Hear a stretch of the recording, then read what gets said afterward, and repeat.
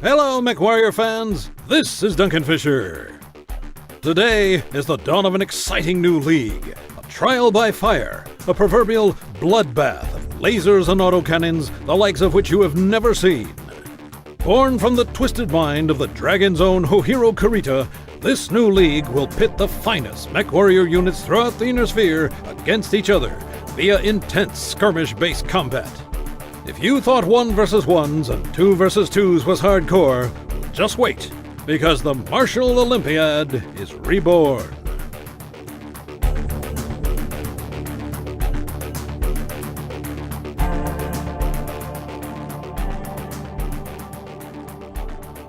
What is happening, Mech fans? It's Cozen Indigo here, and it is the 3rd of April here in New Zealand, and we have now had 4 rounds of the Martial Olympiad Reborn, and man is it getting spicy. 67% of games have been played, and the few teams that had make-up games from round 3 have got those done and dusted. So let's take a look at the results and talk about just how significant this round has been for many of the divisions. So Smokeators 505th played Cameron's Highlanders Sons of Thunder in an NA Div D match. That was 4-1, so a good win there for 505th, but didn't have too much of an influence. Diamond Shark 39th Strike Cluster played 79th Raptor Talon Cluster, another cluster battle there, and 79th Raptor took that one pretty easy. That was 4-1 in another NA Div D battle. Now both of those were actually round 3 games to start us off. In EU Div B we had RGF Irie who got a good 4-1 win over 31st Hussar, and Clan Widowmaker and Friends went down to Furia. Furia took that one 5-0, so Furia are really rolling well. 228 Death from Above had a good win over Clan Crossfire, my unit. They won that one 3-2 in the last drop. It was a pretty close match. Clan Crossfire went pretty well, but yeah, DFA, really good win for them. Potato Killers played Smokeators, and Smokeators showed up to this one. They beat the much more fancied Potato Killers 4-1. So this was very good. Potato Killers took the first drop, but then after that it was all Snake, all Smokeators from there. Dropship 4 played DSAG in a crucial NA Div C battle. That's actually going to be a feature game that I'll talk about very shortly, so I'll leave that one to then. We then had MS Crab People versus White Knight Legend in probably what was the match of the round. 3-2 to Crab People there, and that puts them right in the mix for that division. So an excellent win. A little bit controversial with the first kind of meme drop with Crab versus Crab on Forest Colony, but yeah, either way a really good win for Crab People. 228 Death from Below then played Smokeators 505th in a round 4 battle there. They took that one pretty easy 4-1. Another really strong showing from Death from Above. Back to EU Div B, and Majestic 12 came out firing again with a 5-0 crushing of I Hate My Team. A very good win there, and yeah, Majestic back to their winning ways, and they are looking pretty good for that division. But yeah, it's getting spicy. And EU Div B coming into round 5. EMP had a pretty convincing win against the Answer in the crossover match between NA Div A and NA Div B. A convincing win for RJF against Phoenix Legion, so they've turned the tables there and got one back. Yeah, they got a 5-0 win there, so a really good revenge game there for RJF in EU Div A. Dropship 4 played again in that round, a round 4 match this time, and yeah, they were all over Bears Brawlers there with a 5-0 win in NA Div C. Diamond Shark 39th had another game, this time against Black Aces, and Black Aces again showing that they are the power in NA Div D. They are undefeated. They won that one 4-1. They would have had that 5-0, but they had a bit of a problem with one of the drop decks with an illegal mech. And then to finish there, we had Diamond Shark Alpha Galaxy beat Cameron Highlanders Claymore again in another crucial win for that division. So a very good week for DSAG. And we'll talk very shortly about some of the implications there for them. What were the key takeaways for round 4? Well, Forest Colony Classic was a bit of a mixed bag. The Team 2 side was generally more successful with just that visibility over the map. It was mostly range strats. You know, there was the occasional kind of brawly push and the meme drop with MS and WKL. But yeah, good to have it included, and I think the matches there were pretty exciting. HBG was what you expected. It was generally that rush to the middle to brawl. We did see a couple of attempted basement strats, but that didn't go too well.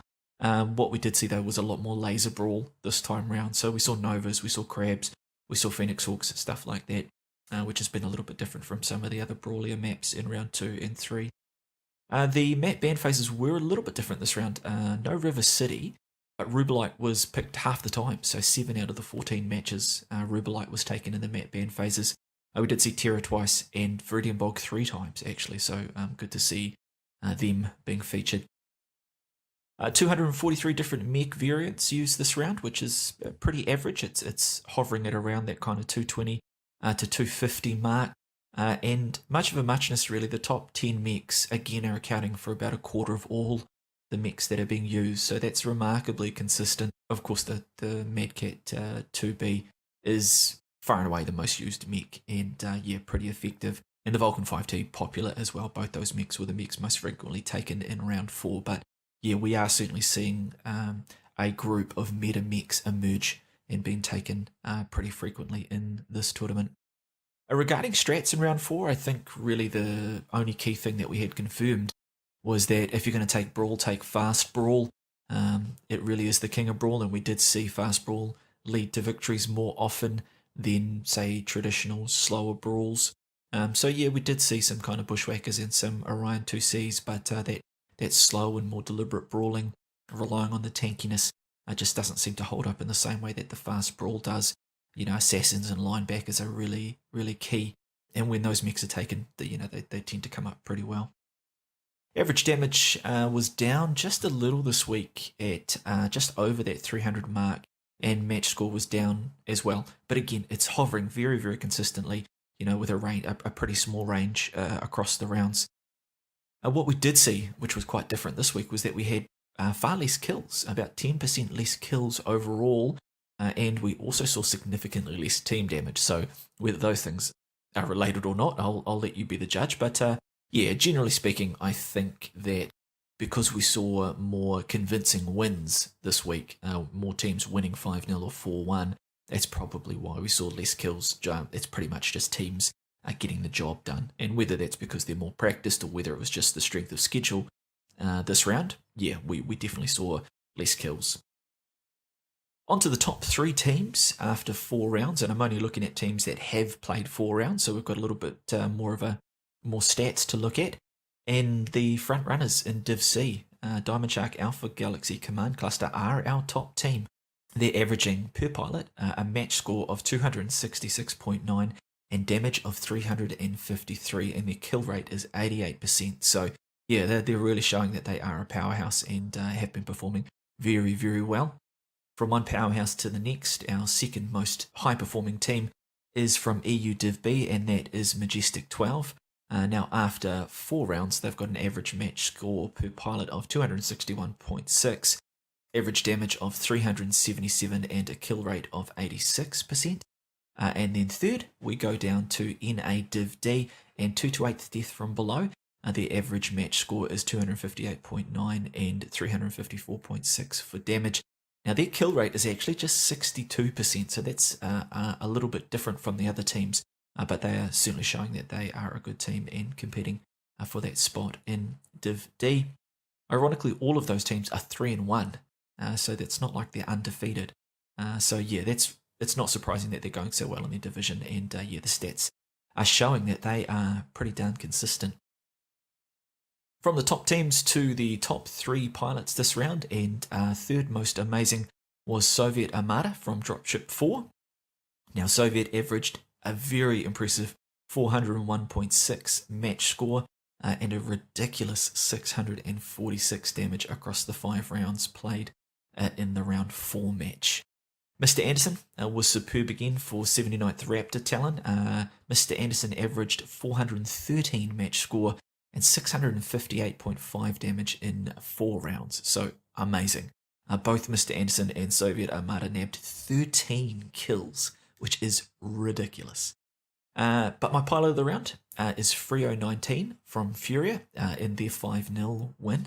And Freo averaged a very powerful 423 match score and 640.4 damage across 5 rounds. Insane. Freo played a mix of classes, lights, mediums, and assaults. Never scored less than 450 damage across the match and scored more than 800 damage twice. Ridiculous. GG, my friend. GG. So we'll go into the featured game now. I'll talk a little bit about the standings when we talk about the matches that are scheduled for round 5, because again, it's getting really spicy, and there's some divisions that will be decided with the scheduled matches this week. But looking at the featured game now, this one was streamed a round 3 match, although it was played in round 4 between Dropship 4 and Diamond Shark Alpha Galaxy. Now, I've chosen to go with this one even though it was a round 3 match, just because it was such a good match. It was played on the 29th here in New Zealand, and it was cast by Toaster and Saramon, and who did a really, really good job casting this one. Saramon was at his energetic best. So I focused on this one because it was such a crucial game in that division, and it really did deliver on everything that we could have hoped for. So 2 excellent teams that were coming in with momentum, playing really, really well. And this one did come down to the 5th drop, which was pretty darn exciting, and I'll talk about what the result was there. But yeah, it does go to show that just one thing can come to decide a match, and we'll talk about what that one thing was. So in drop 1, we were on Tourmaline there, and Diamond Shark did win this one on caps, although it was 7-7 on kills. Bit of a weird one, this one. We had an early push from DSAG from Clan Smoke Jaguar Hill, where they spawned. And they just moved across with their fatties with a kind of wave of Dakar. And this was kind of initially successful. They were pushing Dropship 4 back, but they got to the stage and they stalled there. They didn't kind of continue with the push. The teams traded, and there was this prolonged battle around those spires there. And it turned almost into a bit of a brawl with long-range mechs just poking at each other. So it was a little bit messy. And there wasn't really any decisive moves by either team to win this one. They wore themselves down, and after that battle, it was actually left to just one mech on each team. And for Diamond Shark, that was a Black Lana, and for Dropship 4, that was a Battle Master. So those 2 went at it, and for a long time played a kind of prolonged game of hide and seek. No team looked like they wanted to wrest away the advantage, and in the end, this one did kind of limp to a cap win for DSAG, but it was a drop that really could have gone either way. Have to give a shout out to System Belmont in this one, a shoutcaster and member of Dropship 4, who nailed 1,000 damage in his direwolf in unfortunately what was a losing effort, but a really good performance by System. DSAG had a pretty good spread of damage actually, so they had contribution across the board there. But this one was really the story of no team wresting the advantage and kind of driving themselves forward to get the win there. We went to drop 2. This one was Caustic Valley, and Dropship 4 did win this one 8-6. We had a couple of really close ones on the Caustic drops. D4 brought largely that fast brawl with missiles, and DSAG opted for the slower brawl. And basically both teams came into the edge of the caldera. They kind of waited and scouted, and then after a short time, DSAG decided to roll left to jump on a Dropship 4 assault. They'd opted for a couple of Marauders alongside their fast brawl, and to quote Saramon, it turned really into a sloppy brawl, and there was just small fights between pockets of mechs. And it went down, really, to 3 lights fighting it out. 2 lights from Dropship 4 and 1 light from DSAG left. And yeah, it was a bit of a classic kind of Caustic throwdown. And Dropship 4, they won this one probably with just a little bit better pilot skill. So Dropship 4 have got a couple of really, really good pilots in there, almost Div A level pilots.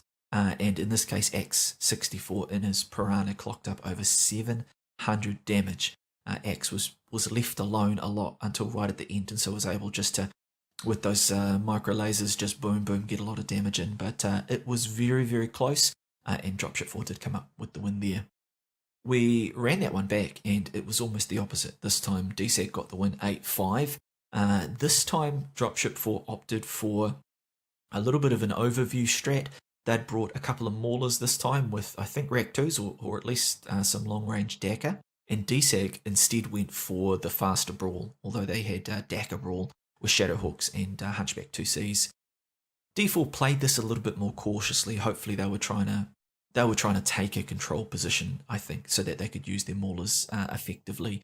And DSAG were left to stall a little bit. They were hanging around with their fast brawl. They needed to close and to engage.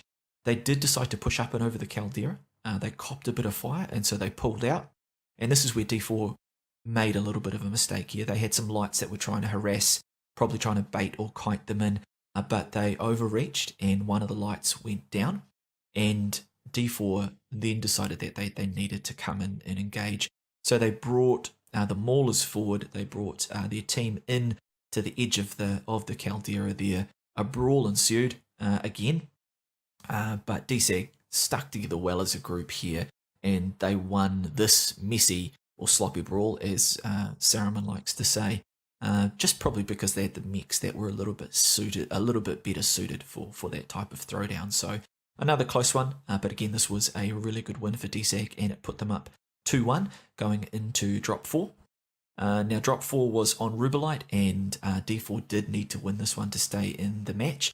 They'd brought some long-range Daka, but what really happened in this one was the drop was decided early when Ferrot from DSAG unfortunately got picked in his Arctic Wolf, so there was a bit of a contest over Kappa, and Gitka from Dropship 4, I think in a Javelin, ended up ganking Ferro, and DSAG had tried to rush to give him some support. There was him and another light there, but in the end, the Dropship 4 light team really won this for Dropship 4. They got that early gank that gave them a decisive cap advantage, which then forced DSAG really to act.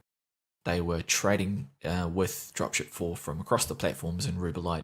They had to push across because they were losing on caps, and the Dropship 4 light lads timed it perfectly to engage. This one could have gone a different way if Dropship 4's light lads hadn't played it the way they did, but they got the early gank, they got the caps, and then when the push happened from DSAG, they joined the fight at exactly the right time. So it was exactly what Dropship 4 needed, and yeah, definitely the VIPs were the light lads in that drop. So we came down to Drop 5, 2-2 in this very, very crucial match in the division.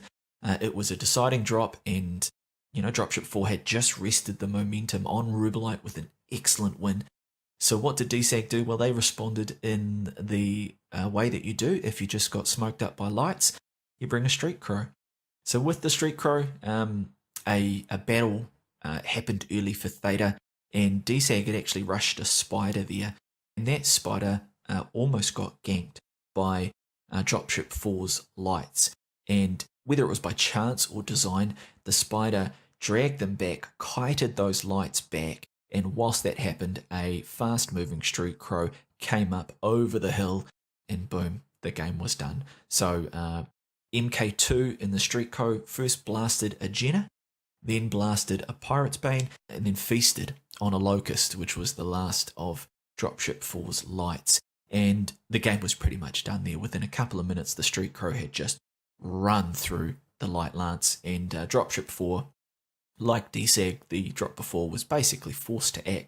They were forced to try and push across and take Theta with their tonnage, and ultimately that resulted in DSAG able to get more shots and trades on the D4 push and win this one pretty easy. So yeah, the last drop did show how just one particular strat, in this case opting to take that light hunter in the streakcrow on drop 5, can not only influence a drop but influence a match, and in this case probably influence the whole division. So yeah, it was really one of those drops for the ages, and MK2 in your streakcrow, sir, I salute you. That was absolutely well done, DSAG. So a very good match, an excellent showing by Dropship 4, even though they went down in this one. As I said, they are a good team with some excellent pilots.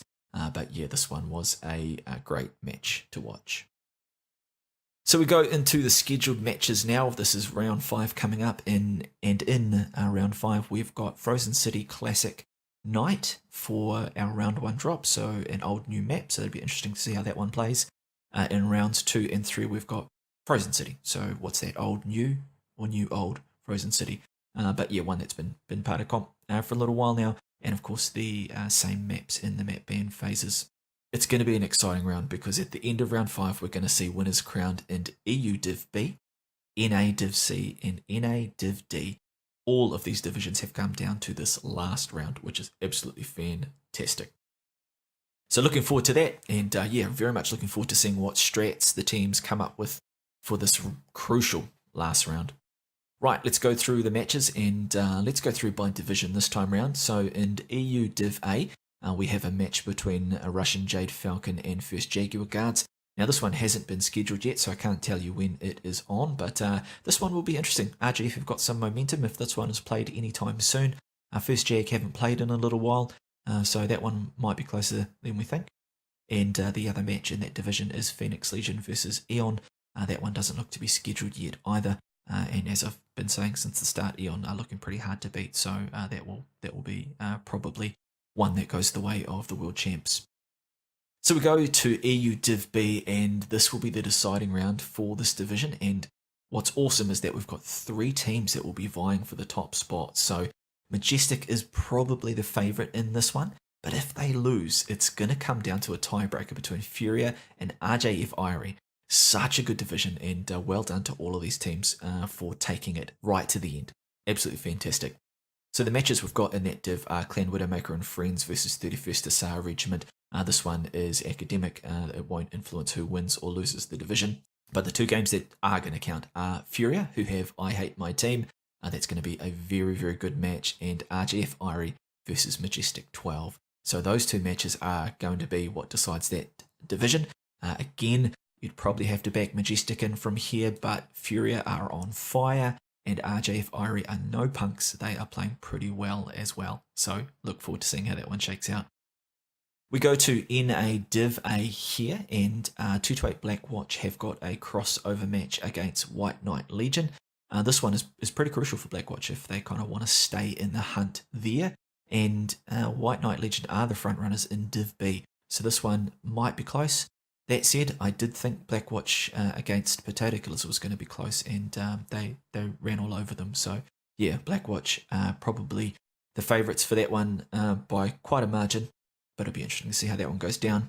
And we also have EMP versus Black Omen, so this is a run back of a Titanic battle that we saw just recently. Will be very interesting to see how that one goes down. Again, you'd have to favour EMP, but Black Omen had a very good showing last time and almost took that one. We go to NA Div B now, and this one has still got a round to go after round 5, so it's not quite as clear cut as to where people will stand. We'll have to see after round 5 as to what round 6 will bring us. Clan Crossfire, my unit, are up against the Potato Killers, and Potato Killers do need to win this one. Clan Crossfire are out. Unfortunately, we haven't been able to get a win, but we'll be looking to spoil the party for Potato Killers. Smoke Adders are playing the answer, and Smoke Adders are actually still a chance here. So if they can get a good win and other teams can lose, then they might be contesting there for winning that division. A very crucial game between MS Crab People and 228 Death from Above. So MS do really need to win this one to put the pressure on White Knight Legion. So White Knight Legion play Potato Killers in round 6, so a win here could mean that MS do take the favourite status for the division. They will be looking to get over a very, very good team there. We talked with Seabiscuit in our last episode, and his team is very organised, and yeah, they'll be bringing their best game for that one, so yeah, looking forward to seeing how that one goes. We go to NA Div C, and what a division this one has been, because all of the games this round are meaningful. And they're so meaningful that it might not just be about winning, it might be about how you win. D4 are the front runners on points, but wow, I really can't wait to see how this one shakes down, because it is pretty exciting. DSAG are up against Aces Wild, and Aces Wild are yet to get a win, so DSAG are the hot favourites for that one, and they have a golden chance here to put themselves right to the front of the pack there. Dropship 4 are up against Cameron's Highlanders Claymore. We know that Claymore are a very good team and they will push Dropship 4. And then we have Blackthorn Dragoons against Bears Brawlers. Now, Bears Brawlers have got one win. They haven't been playing that great, so you would back in Blackthorn Dragoons for that one as well. That hasn't been scheduled yet, so I'm not sure when that one will be. But again, we've got 3 matches there. They all matter, and it's not just about who wins, but about how you win. So looking forward to seeing how that one plays out. And last of all, we have NA Div D. This is really Black Aces' division to lose at this point, and if they win when they go against 505th, they'll go through with a clean sheet, so they will be the winners. But so if they do win, that round 1 match against 79th Raptor will be the key thing that they look back on, I think, and it really got them off to a good start. It really got them up over probably the second most competitive team in that division. So yeah, if Black Aces do lose, then it will come down to an interesting tiebreak between the winner of Death from Below and 79th Raptor. So a very, very exciting division. I don't want Black Aces to lose, but geez, if they did, wouldn't it be exciting? But yeah, we've got Diamond Shark 39th Strike Cluster against Cameron Highlanders Sons of Thunder. That one obviously is, again, academic. But 79th Raptor Talon go up against Death from Below. So that one does matter, and that one will be a fantastic match. And as mentioned, Black Aces go up against Smoke Adders 505th, and they'll be wanting to win that one just to shut the door and make sure that that division is theirs. So a fantastic round coming up to cap for some teams what has been a fantastic tournament, and very much looking forward to seeing how that shakes out. So yeah, with so many matches being meaningful, do make sure that you tune into as much action as you can. Help support this player-run competition and give your energy to the teams that you want to win this round. Be sure to check out the MWO Comp Discord, and be sure to subscribe to the MWO Comp YouTube channel if you haven't already. You can catch some of the game replays there. But of course, tune into the live action on Twitch at the MWO League channels, MWO League, MWO League 2 and MWO League 3. And of course, hit the notification button to make sure that you don't miss out when they go live. And of course, you can go to the tournament website to check out the standings and to see what points those teams are on exactly if you want to do any calculations for what the results would need to look like for your favourite team. As always, a big thank you to the shoutcasters and all those people that are involved in making the action come to life. Of course, those matches have been fantastic, and the time and effort that the shoutcasters put in to bring it to life, plus the giveaways, is great. So thank you to all of them. And of course, to the MWO Comp admins who, as I keep saying, do a power of work, particularly given the severe disability that they have to overcome in being Australian. So I can't begin to describe to you just how difficult that is when you are Australian to actually be useful. So well done to Just Call Me Ash, to Krasnopeski and Live 1991, who are bucking the trend and showing that even Australians can do something good. And of course, stay subscribed to the Incoming Missile podcast for more of these updates.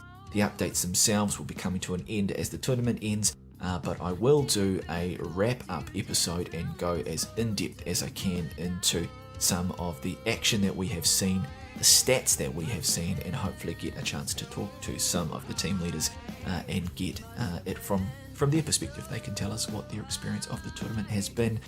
We will be hoping, of course, to also connect with the MWO Comp admins and chat to them about what their experience has been and what the future of MWO Comp is going to bring us next. Alright, that's enough from me, guys. I'll catch you all next week.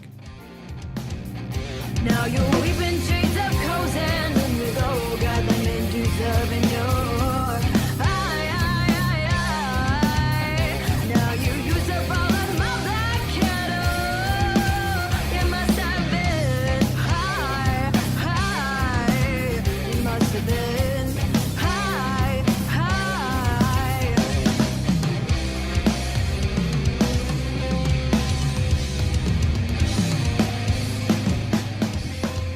Shutdown sequence initiated.